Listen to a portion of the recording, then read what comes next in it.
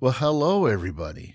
We've got a pretty cool problem right here. This one's classic. Got two circles, got a line that's tangent to both. Each circle has a radius of 5 centimeters, and got a little tiny red square shoved in the middle right there. And our job is to figure out, hey, what is the area of that red square?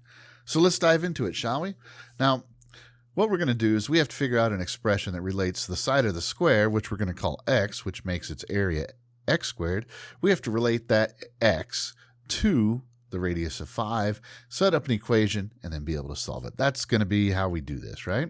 So the way we're going to start off is we're going to go ahead and draw a line that's perpendicular to the tangent line that goes through the center of the circle. And the reason we know that it's perpendicular is because if you have a radius that intersects at the point of tangency, then the radius is perpendicular to the tangent line. And the reason that's important is because the square is also perpendicular to the tangent line, which makes these two things parallel. So everything's squared up, right? Pretty cool. So now, what we're going to do is we're going to go ahead and break this blue line that's a radius that equals 5. We're going to break it up into two portions. We're going to say, hey, the height right here is x, same height as the square, which makes the rest of it 5 minus x. Pretty cool. And we're going to go ahead and draw a right triangle, radius of 5. So the hypotenuse is 5. One leg is 5 minus x, and the other is something we don't know. We're going to figure that out, though. But let's see where this is going. So check this out.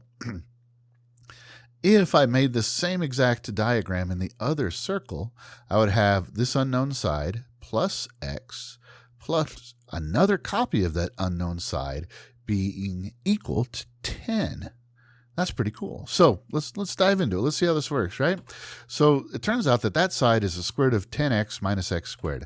And I'll show you why here. We're going to use the Pythagorean theorem. You do have to be careful when squaring, and you also have to distribute it negative. So when you're all said and done, what you end up with after you combine like terms and do all of the work is you end up with the square root of 10x minus x squared. That's this side right here. So now, we've got that side right there. We know what it is.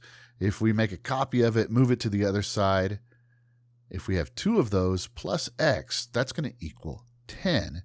Visually, we can see that really nicely right there. So let's go ahead and write that equation. So 10 is going to be equal to 2 of those sides, which is each of those is the square root of 10x minus x squared, plus x. So using some inverse operations, let's go ahead and solve that. Subtract x from both sides. Square both sides. Be careful when you're squaring 10 minus x, right? You make sure you multiply it out correctly. And then we're going to go ahead and distribute and move everything over to one side. And the reason we want everything over on one side is we want it equal to 0 because it's quadratic. Worst case scenario, we've got the quadratic formula in our back pocket. But let's go ahead and explore this one a little bit more. So let's go ahead and factor out a 5 and put it in descending order. And hey, it is entirely factorable. And then when we set it up and solve it, we find out that x is either going to be equal to 10 or it's going to be equal to 2.